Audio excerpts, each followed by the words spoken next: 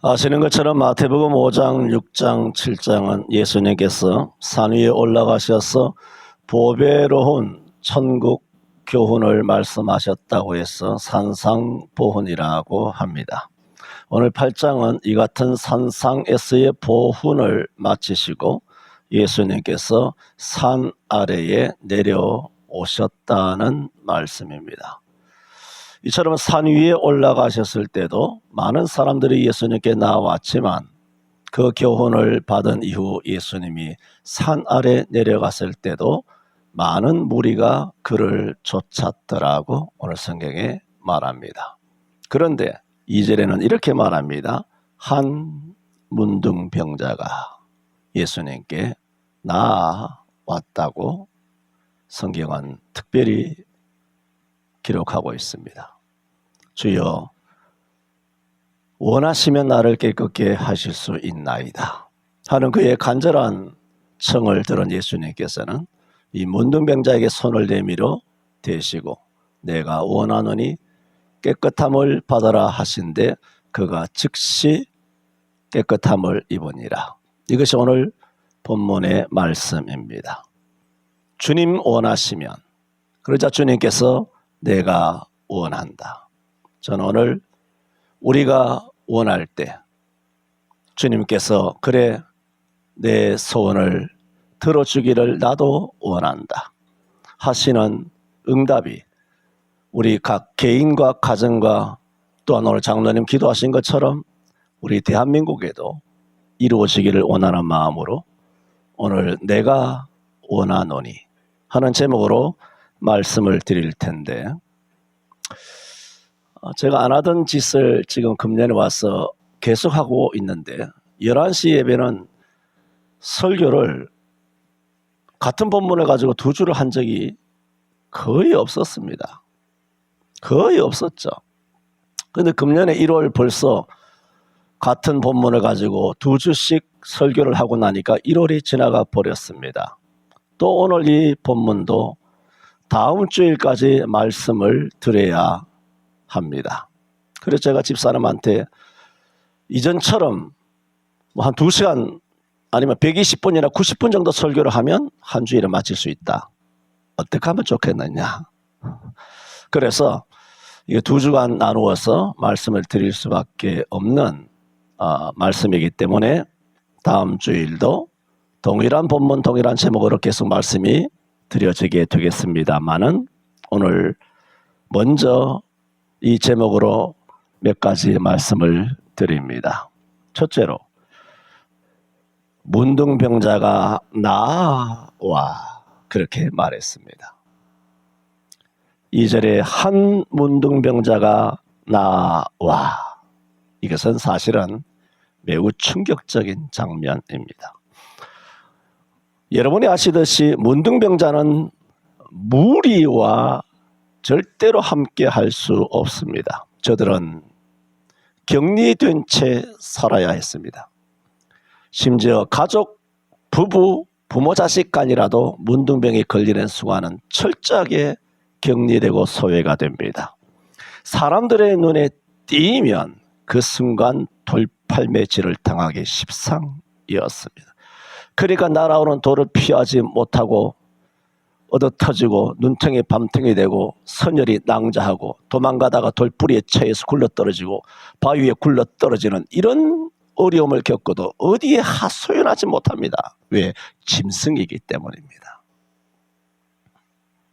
그러므로 문둥병자는 예수님께서 좀 전에 산상에서 보훈을 하실 때도 거기에 함께 할 수 없습니다. 산에 내려왔을 때도 수많은 무리가 그를 쫓았다고 했지만은 무리와 함께 할 수 없었던 자들입니다. 그저 먼 발치에서 들렸는지는 알 수 없지만 예수님의 산상 보훈을 들었어야 했고, 수많은 무리들이 산 아래 내려오신 예수님을 쫓았을 때도 그저 먼 발치에서 머물러 있을 수밖에 없었을 존재들입니다. 그런데 오늘 본문에 그런 상황에, 그런 형편에, 그런 처지에, 그런 신분에 있는 문둥병자가 나와 했습니다. 그러므로 이 순간 무리 앞에, 예수님 앞에 나오는 순간은 이 문둥병자의 정체가 드러나는 순간입니다. 문둥병자가 예수님 앞에 나오는 순간은 수많은 사람들로부터 손가락질과 비아냥, 심지어는 사람들의 강력한 거부 심리로 인해서 순식간에 돌에 맞을 위험에 노출되는 위험한 순간이었습니다. 그러므로 오늘 이 2절에서 한 문둥병자가 예수께 나온 이 사실은 굉장한 용기와 모험이 필요한 순간이었던 것입니다. 이제 우리가 본문 아시는 것처럼 예수님께서는 손을 대어 이 문둥병자를 고쳐주심으로 그가 낫게 됩니다마는 이 같은 문둥병자가 예수님께 오늘 2절에 나와 하는 이 장면을 통하여 우리는 믿음이란 무엇인가를 보게 됩니다. 믿음은 감행하는 것입니다. 감행한다는 것은 무모하거나 어렵거나 사람들로부터 비난받을 그런 처지에 놓일 수도 있는 위기를 그러므로 피해가는 게 아닙니다. 강도 맞는 사람을 그 치료하려면 자기도 위기가 닥칠 수도 있습니다. 그래서 피해가는 겁니다. 그 우리가 요즘 종교생활하고 있지 않습니까? 우리는 다 제사장과 바리새인들처럼 레위인들처럼 종교생활하는 거예요. 그저 이 위험을 피해가는 지뢰, 교회 오는 것이 지뢰예요. 이걸 피해서 다니는 겁니다. 그저 나가서 예수 믿는다는 소리, 나가서 정말 신앙대로 바른 말 한다는 것은 여러분 강단에서 이렇게 마이크 잡은 사람이 깡패 같지만 목사님들 이렇게 설교 못합니다. 왜? 낙태한 연들이 다 깔려있는데 낙태하지 말라 하겠어? 이혼한 연놈들이 세 가정에 한 가정인데 이혼하지 말라 그러겠어? 성가대 대장, 장로, 권사 다 술 처먹고 마시고 있는데 그걸 하지 말라 그러겠어? 경상도 사람에게 경상도 욕하겠어? 전라도 사람에게 성경적으로 전라도가 잘못됐다 말하겠어? 이북 오도에 말하겠어? 빨갱이 새끼들에게 말하겠어? 도대체 페미니즘에게 말하겠어? 동성애자들에게 말하겠어? 도대체 무슨 설교를 할 수 있겠느냐 말입니다.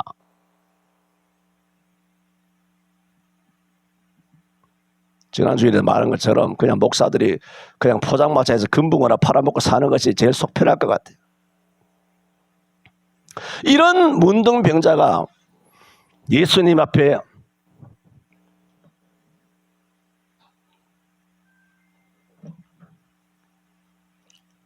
나온 이것이 무엇이냐? 이것이 믿음입니다.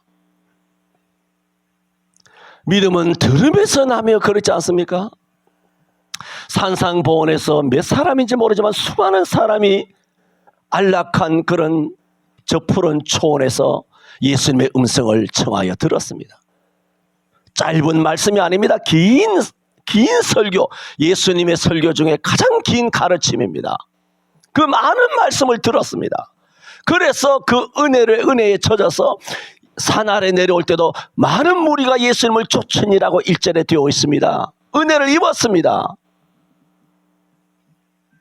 그러면 믿음이 있어야 될 거 아니에요. 믿음은 들으면서 난다 그랬으니까 그 많은 말씀, 그 많은 설교, 수십 년 모태신앙 주일학교, 수십 년 교회 다니면서 그래 수많은 말씀을 들었으면 믿음이 생겨야 되는데 오늘 본문은 뭘 말하느냐? 그들이 믿음이 없다는 것은 아니지만 성경에 기록하기로는 믿음을 가지고 감행한 사람은 이 문둥병자 한 사람밖에 없었다라고 하나님께서 안타까운 그런 말씀을 하시는지 모르겠습니다. 설교 한번 많이 들으면 뭐합니까? 감행을 안 하는데 예수님께 안 나오는데 저 오늘 주일 지키기 위해서 교회에 나왔는데요. 계속해서 말씀을 들어보시기 바랍니다.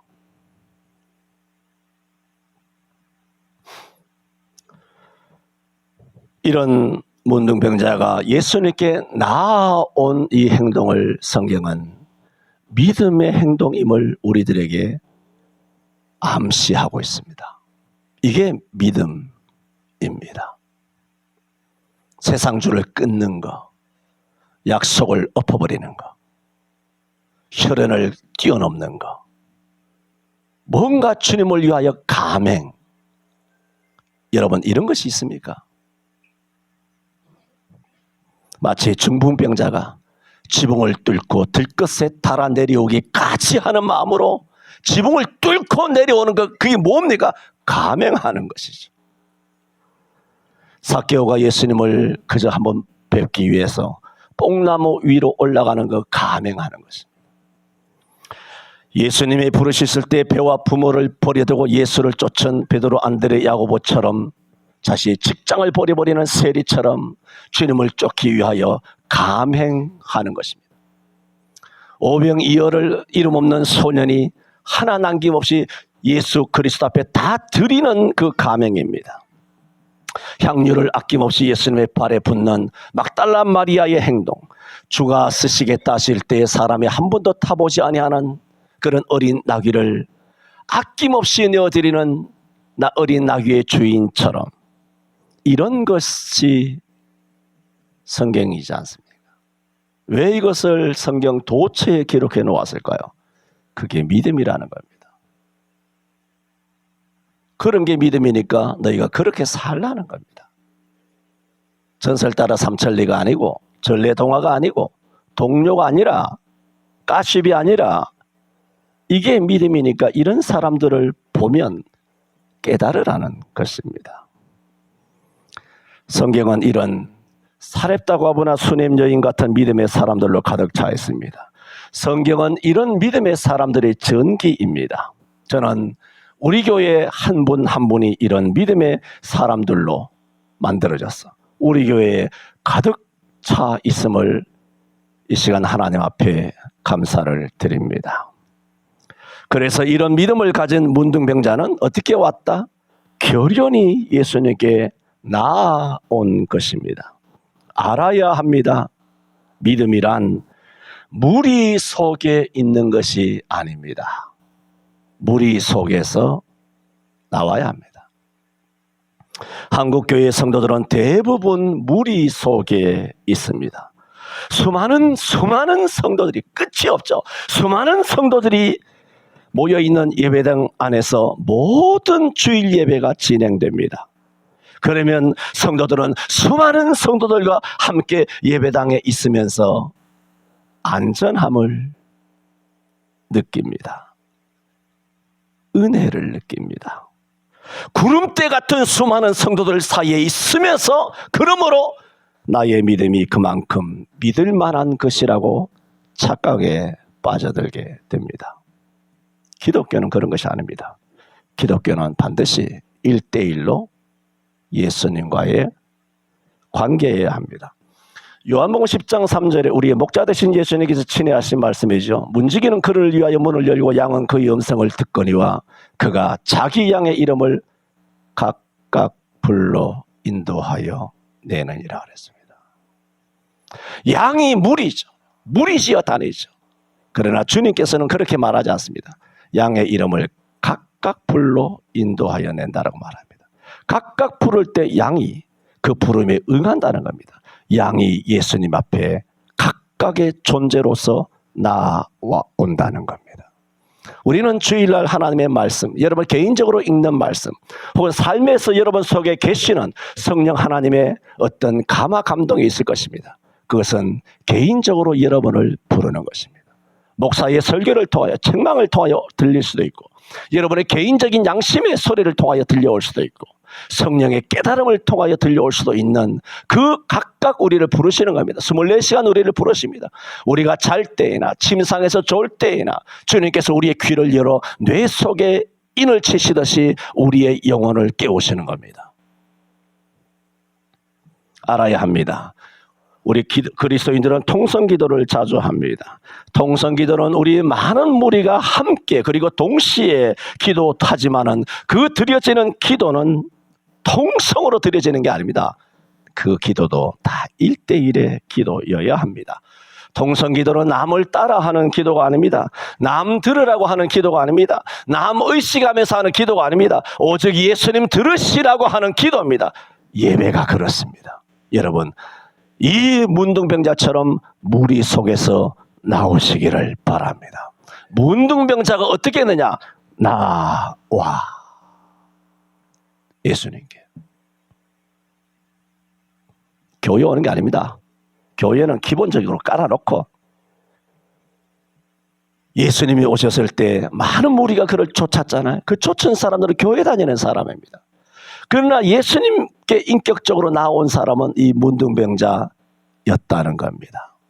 두 번째, 이것을 오늘 2절의 성경에서는 그 문둥병자가 나와 있을 때 문둥병자 앞에 한 문둥병자라고 말했습니다. 1절에는 허다한 무리가 쫓으니라. 2절에는 한 문둥병자라고 했습니다. 1절에 수많은 성도들과 2절에 딱 한 성도가 대조되고 있습니다. 오늘 하나님께서는 마태라고 하는 사람을 통하여 마태복음 8장 1절 2절을 기록하게 하시면서 1절에 수많은 무리와 문둥병자 한 사람과 의도적으로 대조시켜 놓고 있습니다. 참된 믿음이란 무리 속에 있는 것이 아니라는 겁니다. 나와야 되는데 어떻게 나와야 되느냐? 한 문둥병자처럼 나와야 한다는 것입니다. 이 말씀은 교회 다니는 사람은 허다한 무리이지만 예수님께 간절히 나온 사람은 한 사람이었다는 것입니다. 오늘도 한국교회 보면 지금도 11시 예배 전국교회에 겉으로 보면 건강하고 멀쩡하며 교양되고 세련된 수많은 사람들이 교회에 지금도 운집해져 있습니다. 그러나 사람들의 손가락질을 받고 세상의 깊이 대상인 문둥병자를 오히려 성경은 어떻게 기록하고 있느냐? 한 문둥병자라. 하나님 보실 때 잃어버린 한 양으로 기록하고 있다는 말입니다. 앞서서도 말씀드렸고 이미 우리가 아는 것처럼 문둥병자는 마을로부터 멀리 떨어진 곳에 살 뿐만 아니라 문둥병은 혼자 살지 않습니다. 문둥이촌이라고 해서 문둥이는 마을이 있습니다. 그리고 무리지어 살며 무리지어 움직입니다. 그러므로 오늘 본문에서 이 한 문둥병자가 예수님께 나와 했을 때 이 문둥병자인 이 한 문둥병자가 예수님께 나올 때는 그 이전에 이 한 문둥병자 혼자 움직이지는 않았을 거라는 얘기입니다. 함께 무리지어 움직였을 거란 말입니다. 그러나 많은 문둥병자가 있었지만 그 문둥병자가 이 모든 것을 목격하고 있었지만 먼 발치에서 예수를 바라보고 있었지만 그 많은 문둥병자 무리 속에서도 한 문둥병자만 예수님께 나왔다는 얘기입니다. 여러분, 어느 문둥병자가 고침받기를 원하지 않을까요? 어느 문둥병자가 자기가 문둥병 걸렸는데 간절하지 않을까요? 하지만 많은 문둥병자 중에서도 예수님께 간절함을 가지고 나온 사람은 한 사람이었다는 것입니다. 이것은 문둥병자라고 해서 다 믿음이 있는 것은 아니라는 겁니다. 여러분, 부자를 욕하죠? 그러면 가난한 사람은 믿음이 있습니까? 가난하면 억울해서라도 믿음이라도 가져야지. 가난하면 억울함에만 가득 차가지고 세상을 원망하고 불평하고 손가락질하고 잘난 사람을 끄집어내리고 비난하고 술 마시고 인생을 그렇게 보내는 잘못된 가난한 사람들이, 잘못된 병든 사람들이 이 땅에 얼마나 많으냐는 것입니다.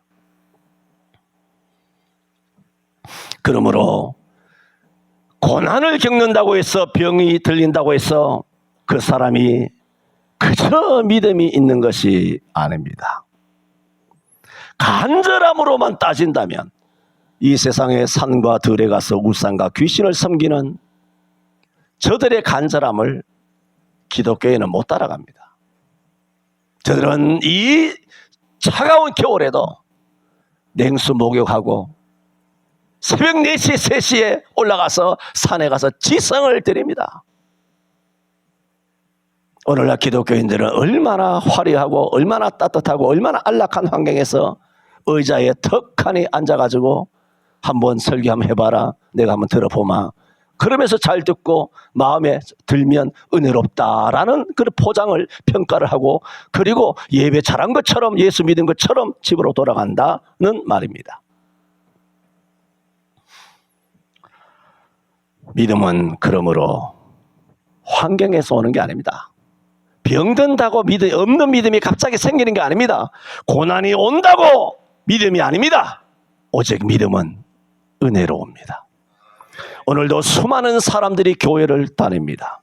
그러나 저들은 오늘 본문의 한 문둥병자처럼 예수님께 나오는 한 성도가 되기보다 수많은 성도 속에 있는 자신이기를 원합니다. 그래서 수많은 성도들 속에 있으면 안심이 되고 믿음이 있어 보이고 예배한 것 같고 예수 믿는 것 같다고 생각합니다. 그러나 주변에 사람들이 보니까 듬성듬성 앉아있고 성도 수도 적고 하면 이게 뭔가, 이게 예배인가, 이런 것도 하나님이 받으시는가 하는 의혹을 가집니다. 그러나 하나님께서는 성경 도처를 통하여 도리어 수많은 성도들 속에 자신을 숨기고 거기서 예배하며 안심을 가지는 그런 성도들을 향하여, 안심이 되냐? 안심이 돼? 그게 날 믿는 거야? 그게 예배더냐? 인간들은 꼭 하나님과 정반대의 행동을 합니다. 한 사람의 성도로 예수께 나오지 못하고 무리 속에서 종교 생활을 하려는 사람들의 특징은 소극적입니다. 전도서 11장 1절에 내 식물을 무리에 던지라, 여러 날 후에 도로 찾으리라. 못 던집니다. 분명히 약속했죠. 도로 찾으리라 했는데 못 던집니다. 왜? 아까우니까 못 던지죠.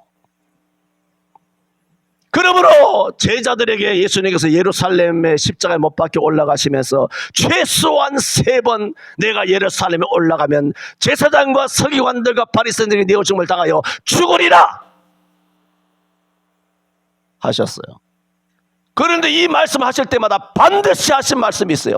그러나 3일 만에 다시 살아나리라 했어요. 그러나 제자들은 뒤에 말은 안 들리는 거예요. 여러분, 사람이 십자가에 올라가서 죽는 것이, 그것이 기적입니까? 로마 시대에 로마의 십자가에 죽은 사람이 수만 명이에요. 야만인들, 게릴라들, 수많은 사람들이 온 로마 외곽지 길거리마다 십자가 나무를 세워가지고 다 못을 박아가서 그것이야말로 엄청난 가로수처럼 사람들이 거기 널려 있었어요. 까마귀 까치들이 날아와서 독수리들이 그것을 다 밥으로 먹고 눈을 파먹고.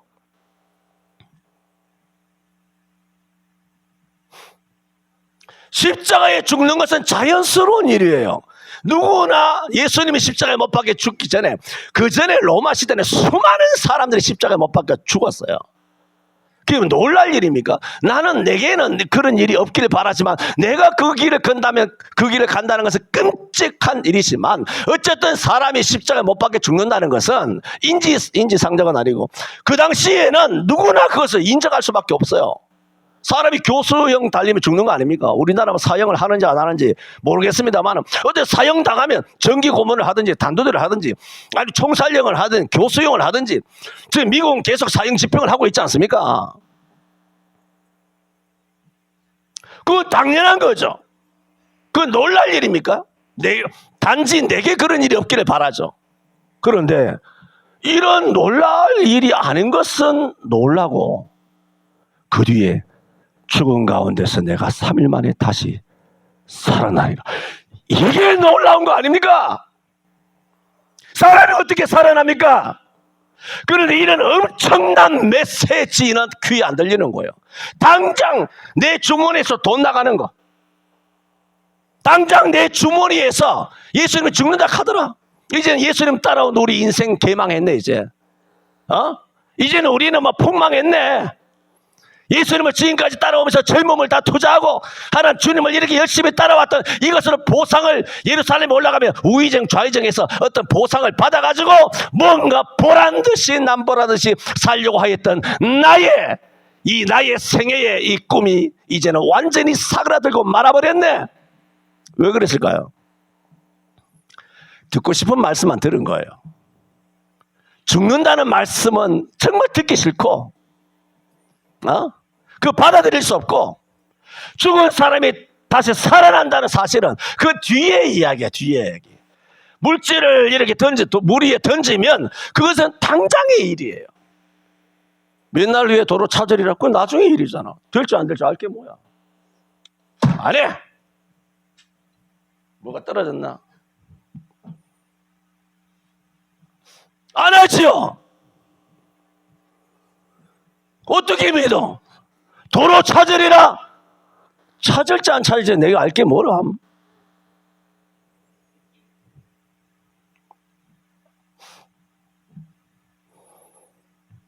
그런 사람들이 바로 무리 속에 있는 사람들의 특징입니다. 모세를 갈상자에 담아 나일강에 띄운 모세의 부모처럼 절대로 자녀를 내려놓지 못합니다.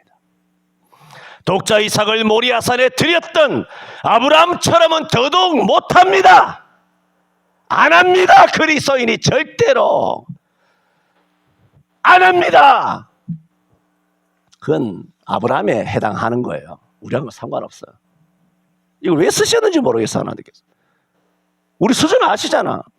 괜히 써놓으면 우리 못하고 그러면 우리도 마음 아프고 하나님도 보실 때 마음 아프고. 왜 쓰시는지 모르겠어, 성경에.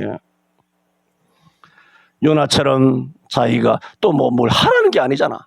내가 지은 죄 있잖아. 죄를 인정 안 해. 나를 들어 바다에 던지라. 그것도 안 해. 지은 죄 회개하라 그래도 안 해. 그것도 싫은 거야. 매사가 소극적입니다. 매사가 부정적입니다.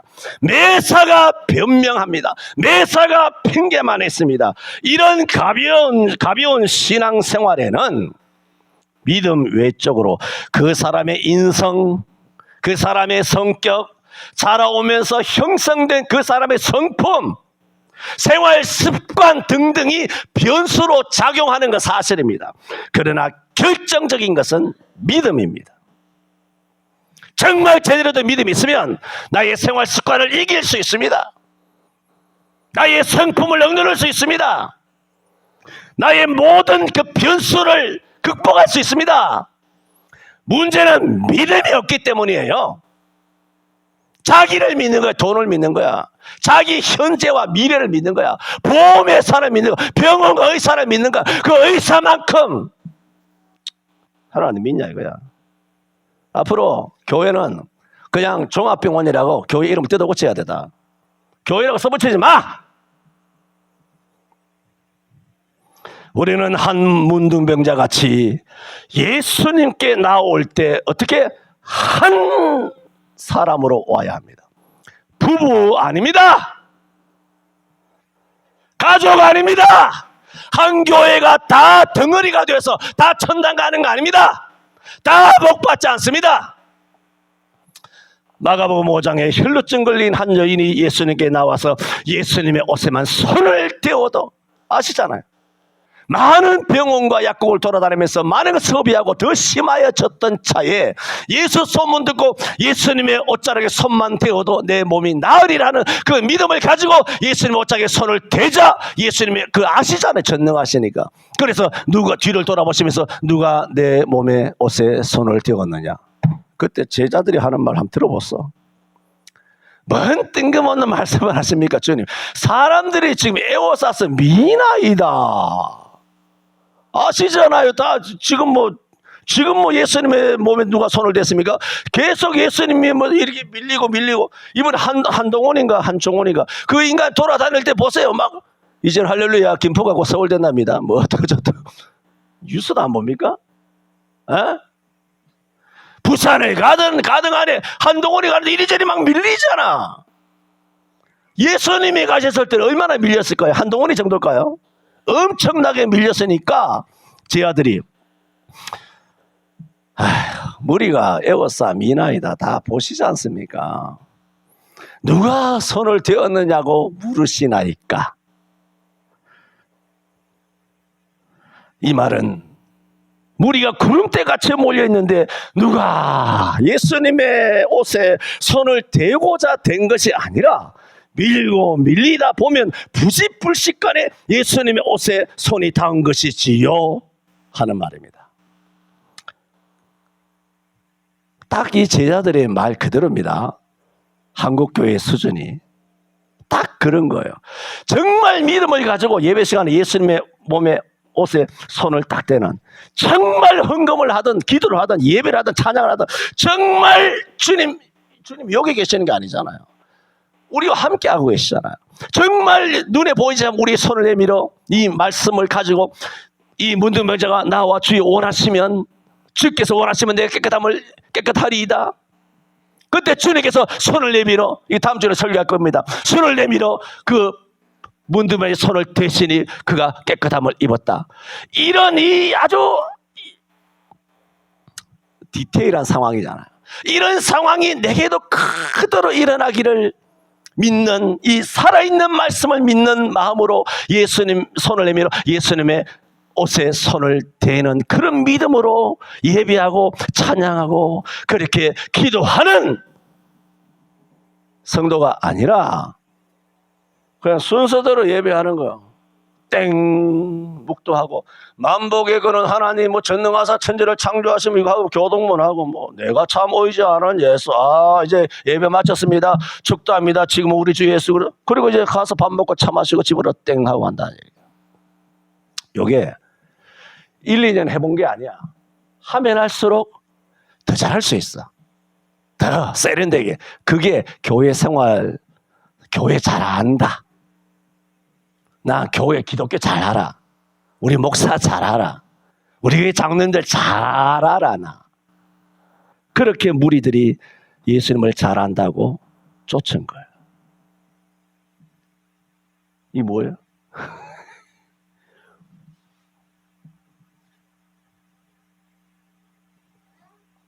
제자들의 말처럼 무리들은 무리지요. 무리 가운데서 밀기도 하고 에워싸기도 하고 옷에 손을 대기도 하고 무리 가운데서 눈물 흘리며 찬양하기도 하고 무리 가운데서 기도하고 수많은 무리 가운데 끝이 안 보이는 예배당에서 하나님 앞에 예배하고 있습니다. 그러나 예수님은 야, 그거 말고 그런 거 하지 말라고! 뭔 뜻인지 알죠? 그거 하지 말라는 얘기 아닌 거 아시죠? 이제부터 찬양하는 그 얘기가 아니라 무리 속에서 하지 말라고, 이 사람아. 무리 속에서 숨어 있지 말라고. 무리 속에서 안전감을 가지지 말라고. 무리 속에 있으니까 그걸 은혜라고 생각하지 말라고. 아시는 것처럼 사람이 많이 다수가 모여 있는 데는 사람이 굉장히 많은 이슈들이 열기가 있어요. 내가 이 설교하는 스타일이 어떤 설교인지 압니까? 최소한 10,000명 깔아놓고 하는 설교예요. 이게 여러분 여기 놔두고 이런 설교하는 게 쉬운지 아십니까? 내 말은 10,000명을 깔아놓으면 이 정도는 그냥 나온다는 거예요. 나가서 광화문에서 뭐 외치고 광화문에서 뭐 하는 애들 있잖아요. 그 새끼들 하는 거 봐요. 뭐 우파나 좌파나 간에 사람들 수천 수만을 깔아놓으니까 그저 올라오면 막 이렇게 흥분이 되는 거예요. 자동적으로. 그러면 그 연단에 선 연사만 그렇게 막 끌어오릅니까? 밑에 있는 사람들 막 박수치고 열렬하게 막 그렇습니다. 가자. 뭐 무찌르자. 밑에 있는 사람들도 다 그렇게 열광의 도가니가 됩니다. 왜? 딱 하나입니다. 사람이 많다는 겁니다. 사람이 많으면 정의인 줄 알아. 사람이 많으면 그게 옳은 길인 줄 알아. 내가 곧 길이라고, 이 사람들아. 니들이 아니고 다수가 아니고 5,200만이 아니고 국회의원이 아니고 나라가 결정했다고 이게 아니라 하나님만이 내가 곧 길이라고. 무조건 성경으로 돌아가야 돼요. 무리지어 다니지 마.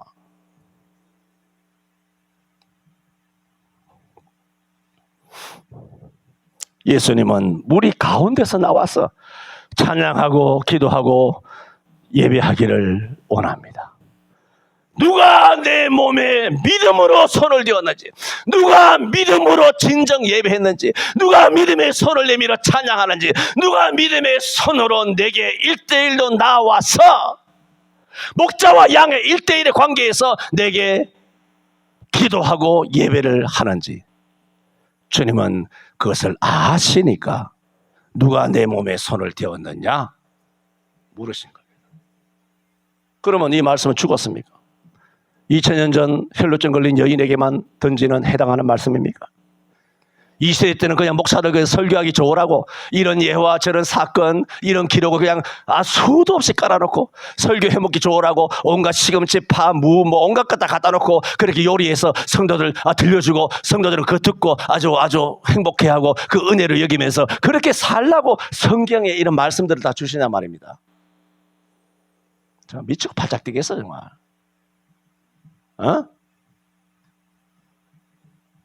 이정수 권사님 정신 차렸어요.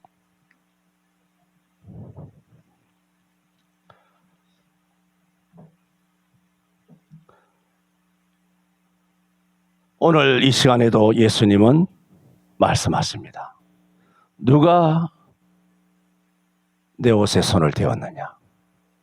이런 예수님의 물음을 들을 수 있는 한 사람이 되시기를 바랍니다. 누가복음 4장 25절 27절 하지 않습니까? 엘리야 시대 때 선지자 엘리야는 이스라엘에 수많은 과부가 있었지만 그 많은 과부에게는 보냄을 받지 아니하고 오직 이방 여자, 문둥병자 같은 이방 여자, 사렙다 한 과부에게만 보냄을 받았다 그랬어요. 엘리사 선지자 시대 때 이스라엘 땅에 수많은 문둥병자가 있었지만은 이스라엘의 수많은 문둥병자는 예수님께서는 외면하시고 또 이방 사람인 아람 나라 그 수리아의 군대 장관 나만 한 사람에게만 엘리사가 보냄을 받았다 그랬어요.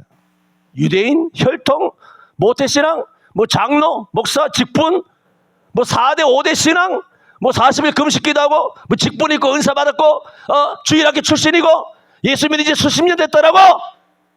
그래? 내가 이스라엘 사람이라고 히브리 사람이라고 아브라함의 씨라고 내가 그리스도인이라고 정신없는 말을 하거니와 나는 너희보다 더욱 그러하도다. 고린도후서 11장 22절이에요. 그런 걸 자랑하지 말란 말입니다. 그런 거 히브리인이라 자랑하려면 나도 히브리인이야. 너희가 그리스도인이냐? 나는 더욱 그러하다 그랬어요. 너희가 아브라함의 씨냐? 나도 그래. 네가 목사야 임마. 나도 목사야. 네가 모태신앙, 나 모태신앙이 뭐야 임마. 나 4대야 임마. 성경이 그걸 뭘 합니까? 작사를 낸다. 병신 꼴값 들고 앉았거나 하는 겁니다. 그거 아니에요. 참 정말 예수 더럽게 믿네 진짜. 그렇게 교회 다녔어? 우리는 수많은 사람에 기대어 있으면서 믿음 생활하는 자가 되지 말아야 합니다. 남편에게 기대는 믿음 하지 말고 마누라에게, 부모에게, 자식에게 기대 1대1로 서세요.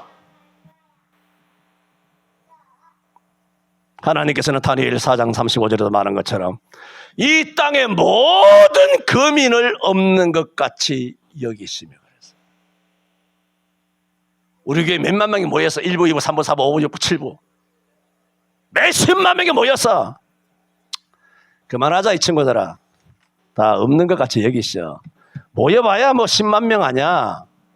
70억, 80억, 90억 인구도 하나님께서는 땅의 모든 거민을 없는 것 같이 여긴다는 거. 여러분 전도를 해야 되는 것과 지상 땅끝까지 복음을 증거해야 되는 것과 우리 교회 성도들이 너무 없고 듬성듬성 앉아있으니까 야 교회 안 됐다. 장난치고 있다 진짜. 장난치고 있다. 우리가 지금 몇 사람이요? 거기는 한 문둥병자가 나왔거든. 에? 여러분 말합니다. 우리 교회가 어디로 옮겨가든 어떻게 짓든 간에 거기서 사람 수, 교회 부흥하는 게 목적 아닙니다. 에? 여러분, 우리 교회가 사람 수가 많아서 몇천 명, 몇만 명이 되어야 하는 거 아니에요. 그것 때문에 하나님이 우리를 옮기시는 거 아닙니다. 왜 그것이 아니냐면 그런 교회는 지금 서울 경기에 세고 셌어요. 우리가 더 이상 우리 교회 부흥 안 해도 돼요. 뭔 뜻인지 알아요? 영적으로? 머리수 많은 것은 헤아릴 수 없이 수천 수만의 교회가 이 땅에 이미 있어. 우리 교회가 부흥해서 그런 수많은 교회 하나 더 보태봐야 보탤 의미가 없단 말입니다. 죽으나 사나 성경인 줄로 믿습니다. 조심해. 내 앞에서 말할 때 함부로 떠들지 말고 이 목사를 띄엄띄엄 보나?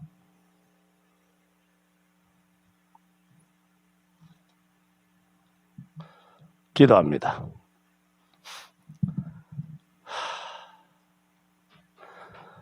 수많은 우리가 산상에서 말씀으로 은혜를 받았지만 저들이 믿음이 없었다 있었다 성경은 침묵하고 있으나 오늘 2절에는 저들과 함께 예수님 측은에서 하나님의 말씀을 들을 수 없는 형편에 처해 있던 한 문둥병자가 예수님 앞에 나왔을 때 주여 원하시면 나를 깨끗게 할 수 있나이다 라는 이 천박하고 사람들의 그야말로 질시 대상이 되는 이 나병 걸린 사람의 음성을 들으시고 주님 바로 답해 주시기를 내가 원하노니 깨끗함을 입어라 하였습니다.